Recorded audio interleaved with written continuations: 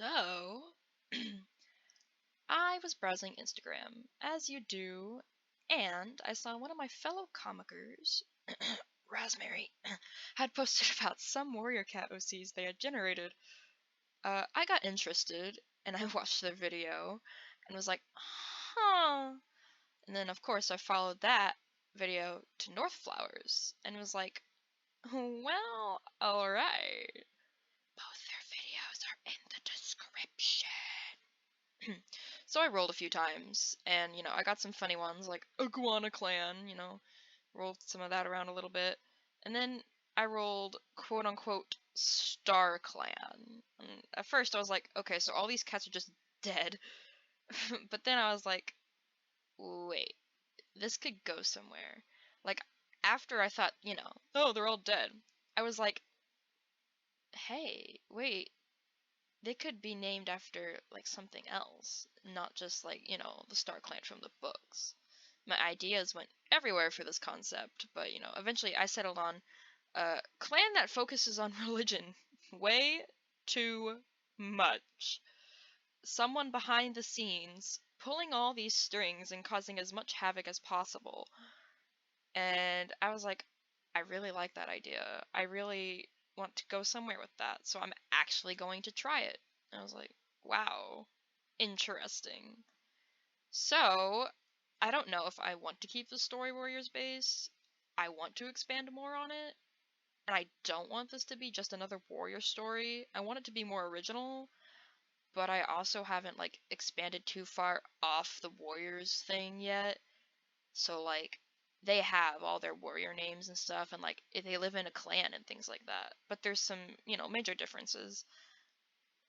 But, they're still warrior cats based, you can tell. So I'm, like, thinking if I will change that. I want to change that. I want to, like, expand on this. I want to make it, like, interesting. I want to make it more original. So, for now, they're a clan, but that might change. So, enter Star Clan, the clan that focuses on pleasing their quote-unquote god way too much. The god doesn't have a real title yet. It's just an almighty being that the quote-unquote prophet has access to and no one else. Star Clan follows the one in the stars and isn't an entire clan of dead cats. So, like, Star Clan from the books does not exist. The only god that really exists is this one cat that controls every aspect of life, so StarClan believes. Within this universe, a cat may take on a specific trait if a spirit blesses them. And you're probably like, but you just said, yeah, there are spirits. So these blessings can grant the cat physical traits of the spirit or other tributes. Our current leader, Eagle Star, is blessed by the Eagle Spirit, giving him his bald eagle-like coloring. And despite these spirits, being otherworldly and able to bless cats, they are all under the one in the stars. And they are destined to walk the earth forever, always under the sky, under the god. They're never able to really ascend into, like, an afterlife, so to say. They just, they vibe on Earth. And I want to expand more on that later, and, why they bless cats, and, like, what's going on there, but I haven't, like, thought up too much about that yet, and, I just don't have it that far yet. So, basically, our premise for this clan is, in the name of keeping the gods' favor, sacrifices have been made. Other mysterious deaths persist, and there seems to be one factor linking them all together. And we're not sure, who that is or what that may be, but we're gonna find out eventually, at least I think. So I'm gonna start describing the cats. I rolled basically this leader, and I don't even remember, like, the traits or anything for it. I didn't even like its name. I was just like, that's a dumb name. I'm not keeping that. So then I just went with Eagle Star, our leader. He's a largish tom who is colored like a bald eagle. He has wing-like markings stretching across his back. He doesn't talk much, and when he does, it almost seems rehearsed. He seldom uses his loud voice, which can carry when needed. He's close friends with his deputy and doesn't doubt his or Hemlock Flower's judgment. Some cats are nervous around him as he as he demands respect, just as eagles do in the United States. But, you know, they're only figureheads these days for freedom.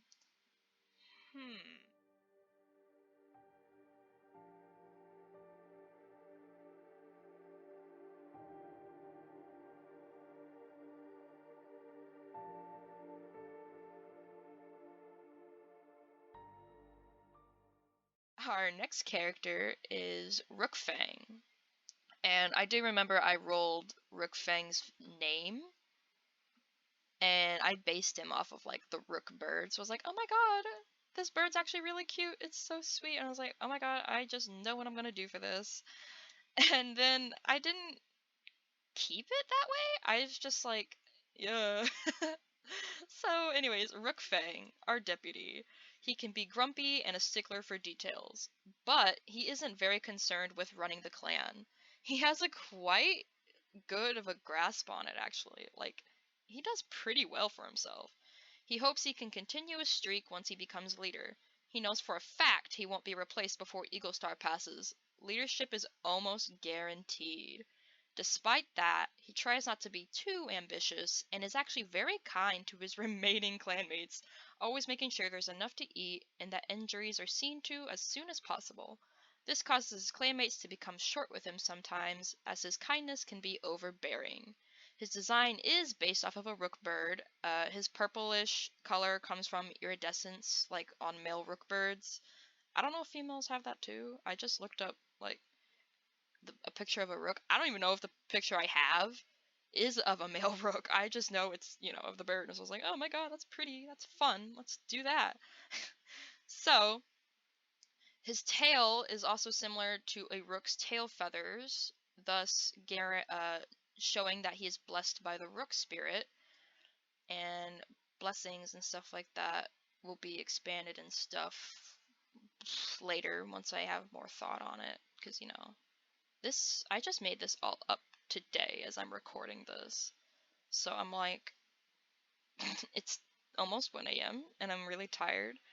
But I want to like talk about this because it's all fresh in my mind. So it's all like, yeah.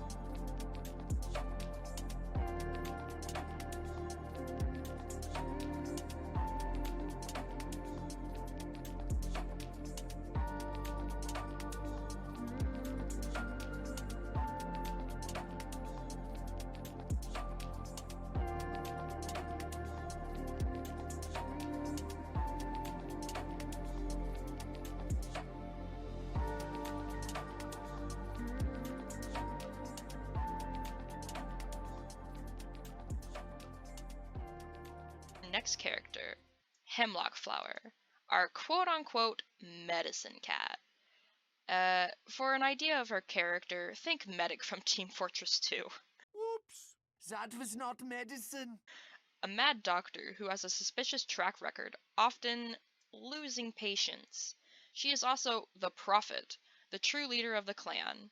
Eaglestar and Rookfang are only figureheads. They may run smaller, trivial matters such as hunting parties, patrols, training, and other duties.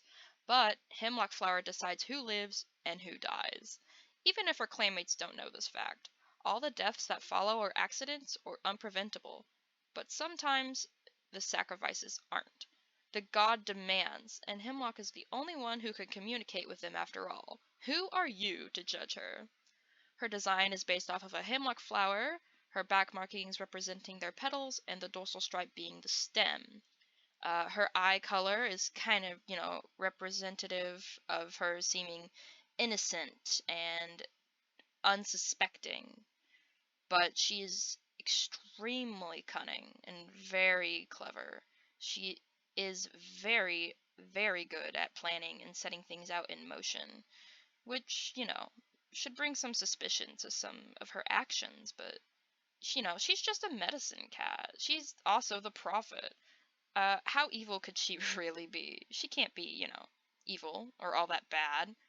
All those patients that she loses are all just accidents and things that happen that are against her power. Her clanmates think that she can also be very wary of how they see her and tries her hardest to keep up a very positive outlook, like a very positive. She tries to keep up a very positive um, look. She tries to be that trusting, uh, grand leader that everyone loves and adores, despite all the dark deeds that she does within, even if no one knows it.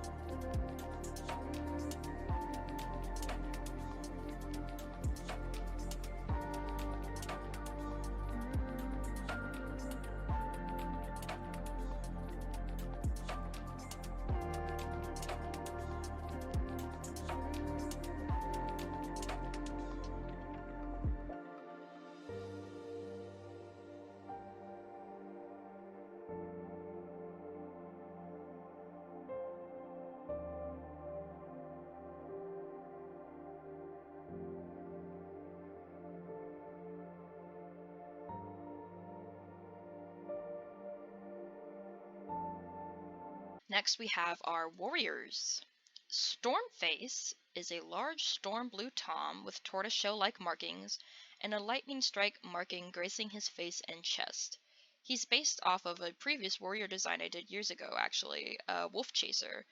Uh, I don't know if Wolf Chaser's in this story yet or not, really. I just know that he may be related to her, he may not be. Who knows? Because I certainly don't. Prior to his mate's passing, he was a very rambunctious guy. He knew what buttons to push to make someone laugh to tears. He was a very kind soul who loved making those around him laugh. He loved humor and used it to cope with the death of his family, but after his mate passed, he became secluded and carries a dark aura around him. He's named after the lightning strike marking on his face, but nowadays it also seems to fit his constant mood, his face being stormy with grief. He does what is asked and doesn't expose himself to anyone else, especially not his apprentice, Eveningpaw.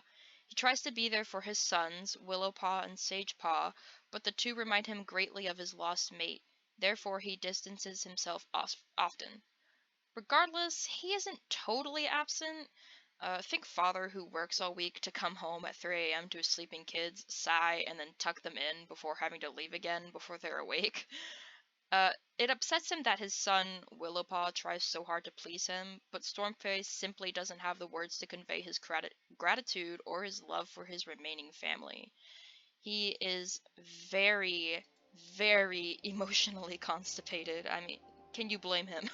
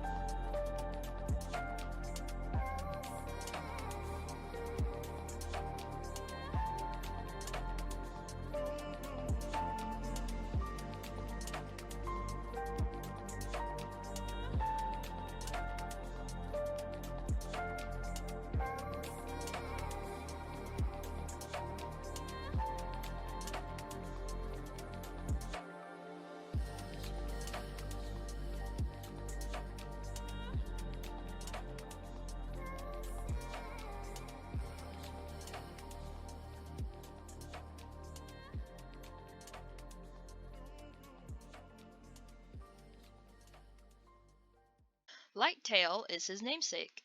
He is a bright, jubilant Tom that adores taking care of kids. A majority of the clan would be lost without him, as he's helped raise plenty of the current members, as well as helped others through their grief. When a clan member is lost, it feels as though to Lighttail he has also lost a child, even if the cat is like way older than him. Despite all the loss he's experienced, he's managed to have a loving and positive aura. It is definitely a struggle, and there are times he needs a pickup, but his many adopted children are always there to bring him right back up to his happy self. Lighttail was once a she-cat, but found he felt more comfortable identifying as a tom, and continues to raise kits and soothe fears of anxious queens. He is mostly in camp, keeping his large family safe, fed, and entertained. When he has an apprentice, he is attentive to their training and manages to balance his queen duties with being a mentor. Sagepaw is his current apprentice, and while Sagepaw feels awkward sometimes being scolded by someone who's essentially his dad, they get along spectacularly.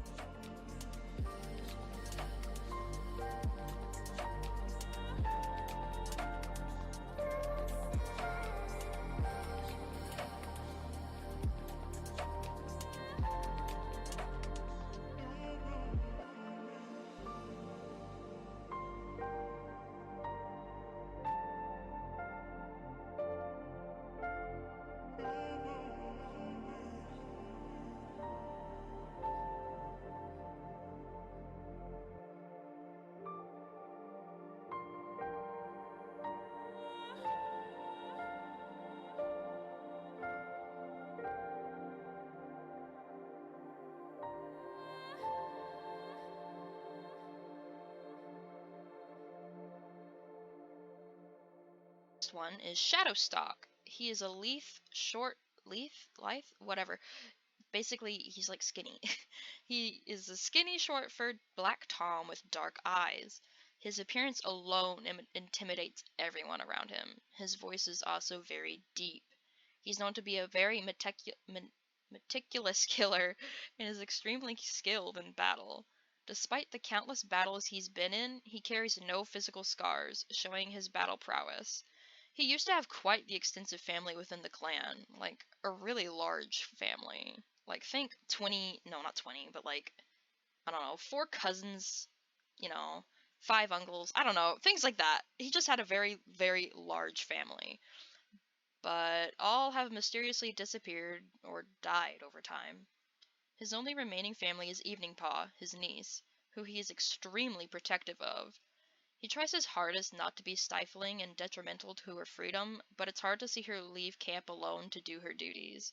He's very, very suspicious of everyone around him, especially Hemlock Flower, and has slowly been unraveling the secrets of his family's death, or as he suspects, murders. He spends most of his time keeping an eye on Evening Paw's back, or investigating what's happening to the life around him. Unfortunately, as Evening Paw is but a child, he has no one to watch his own back. And someone's always watching.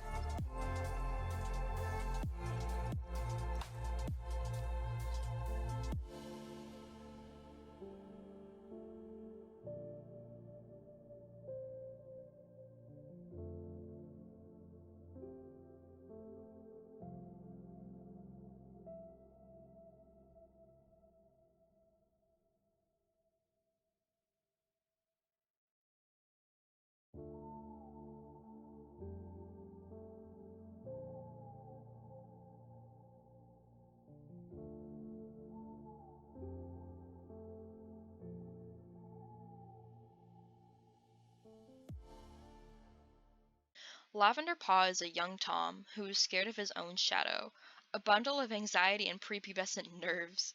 He is quite jumpy and is often trying to remedy his mistakes, even when they aren't his own. Nightberry couldn't have been a worse mentor choice for him. Due to her neglect, Lavender Paw is constantly feeling as though it is his fault Nightberry is exhausted. He tries desperately to earn her affection, even attention, through hunting her favorite prey, to refluffing her nest every night. However, it is all for naught, and he is often left severely disappointed by the lack of response. Stormface tries to reassure him, but it isn't nearly enough for the poor lad. He prays every night before sleep, asking the god for answers to how to help Nightberry or how to stop being so scared of everything. Hemlock Flower says their god is listening, but Lavender Paw has yet to hear a response to any of his pleas.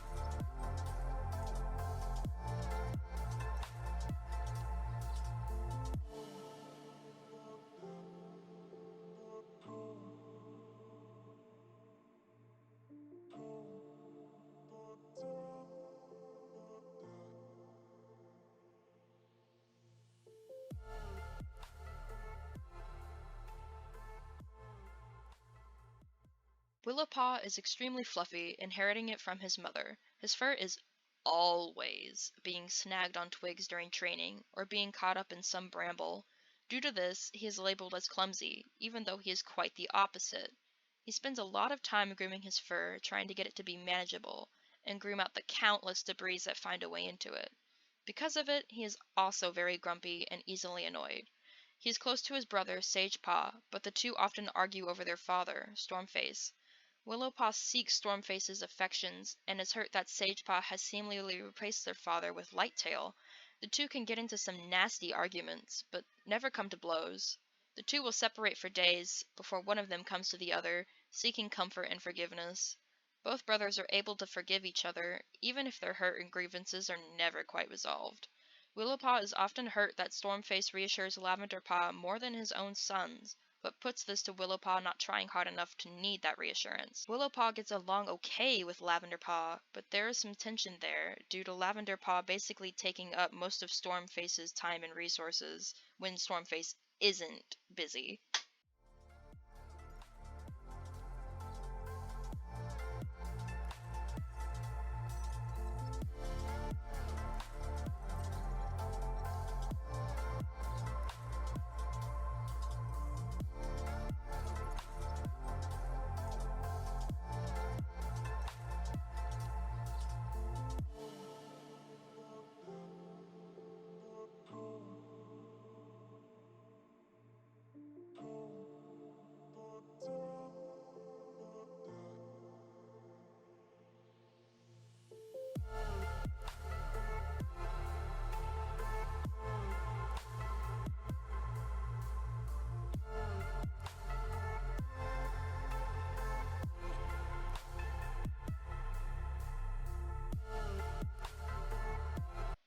Evening Paw is quiet, like her uncle.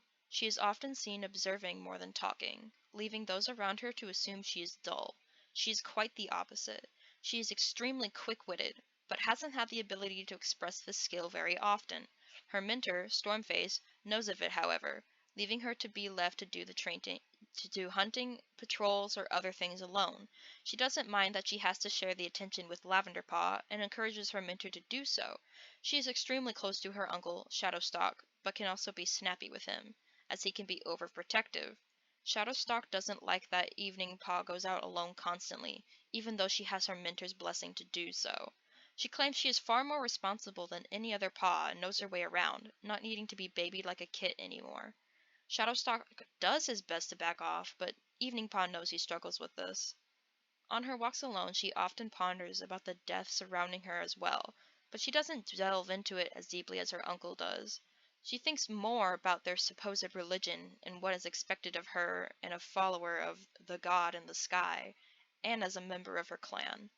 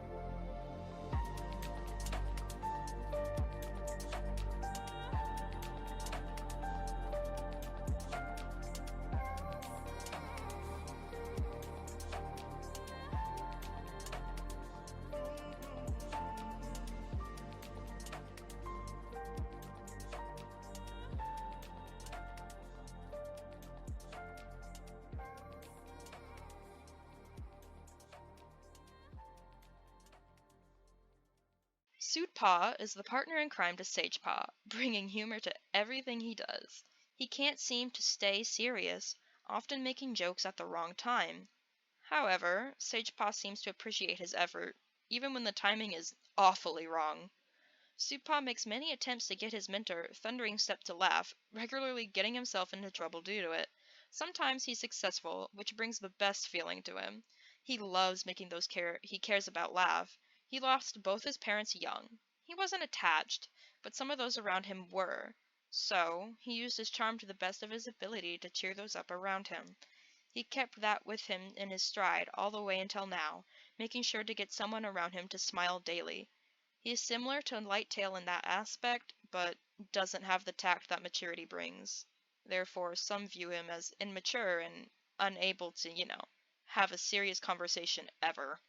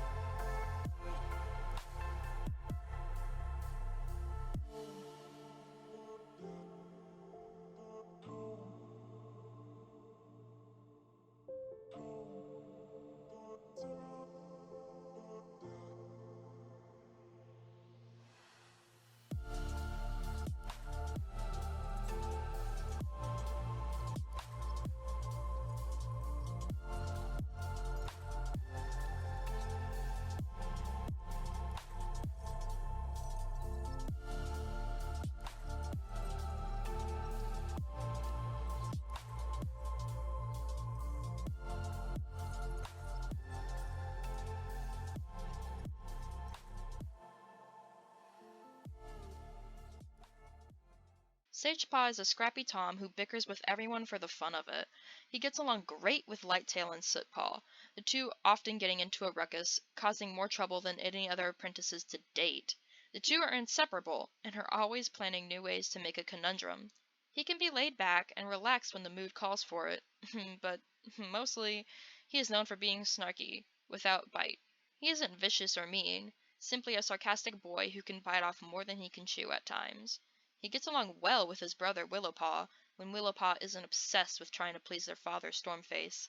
Sagepaw knows his father is trying, but he can't bring himself to care too much, in fear of getting hurt. He often vents to Lighttail, who has basically taken the role of father for him.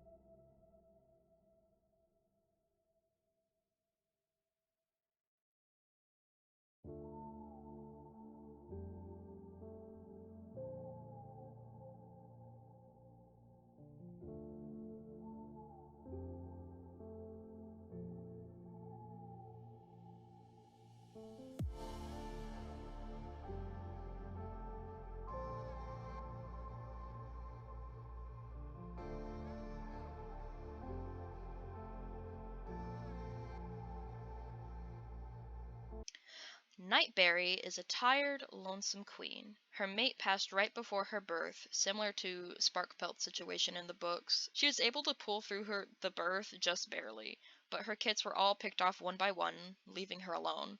She's very pensive and always seems far off if you try to engage her in conversation. If you try to approach her, she won't respond the first few times you attempt to get her attention. The bags under her eyes are a clear indicator that she doesn't sleep well, if at all anymore. Before the death of her loved ones, she was graceful, a brilliant hunter, with a keen eye and a mind for strategy. How she is nowadays is a far cry from the magnificent and beautiful she-cat she once was.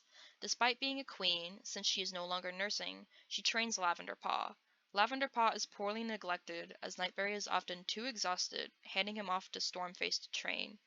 She shouldn't be a mentor in all circumstances, but Hemlock Flower demands it, and Eagle Star is too afraid to tell her otherwise, so Nightberry continues to be a mentor, despite not being able to do her job properly, if at all.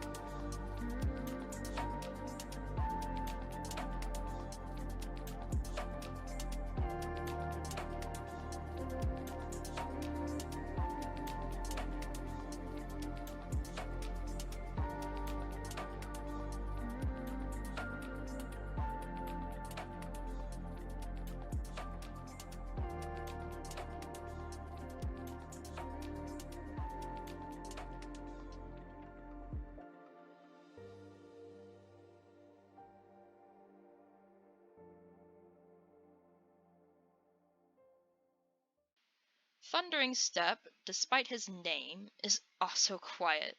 He's known for his brute strength and his absolutely mad size, being the largest cat in the clan. Some suspect he may have been blessed by the bison spirit, while others say it can't be possible, as cats haven't seen the bison in centuries. Regardless, if you need something lifted, you come to Thundering Step. He's known to bring down prey that's madly oversized, and for being a fierce opponent in battle. He and Shadowstalk used to train together regularly, before Shadowstalk retreated into himself, leaving Thunderstep friendless and lonely. Everyone in the clan sees him as muscle only, not the tender-hearted Tom he can be, if given the chance. His apprentice Suitpaw is kept at a distance, in fear of somehow hurting the much smaller Tom, whether it be from his own emotional troubles and not being able to communicate himself very well, or his brute strength and size and training and whatnot.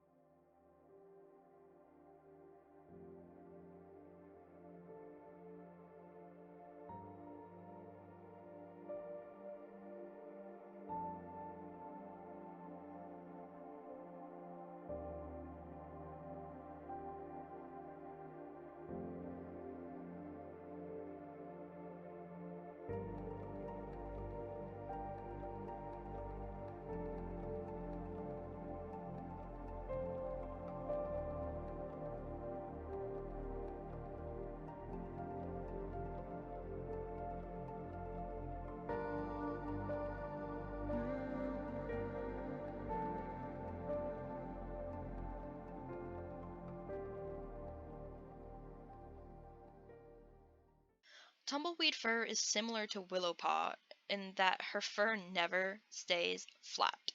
She's always gathering sticks and twigs into it, much like an actual tumbleweed. However, she has since given up carrying a long time ago, even before her warrior days. She is the only elder currently, and uses this to her advantage, working the apprentices hard. She does it to build character, but is viewed as a cranky old woman that demands too much of you. Despite that, she does have a kind heart, and does truly love the apprentices and young cats in general. She enjoys telling stories and being grandma when her guard is down.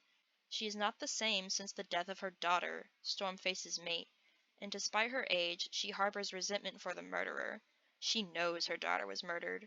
By who and how, she doesn't know. But she's deeply vindictive, often lost in thought trying to find out who took her daughter from her. Some of these designs were rolled, but then some weren't. Like the website would say, "Oh, this is a pseudo tabby mackerel Tom," and I was like, "Oh, okay." So then I'd follow that, but then like other times I just did whatever I wanted. Like sometimes I would like be like, "Okay, I'm gonna make him a Tom," or "Okay, I'm gonna like just give him like speckles or something." I didn't like stick to the generator very much.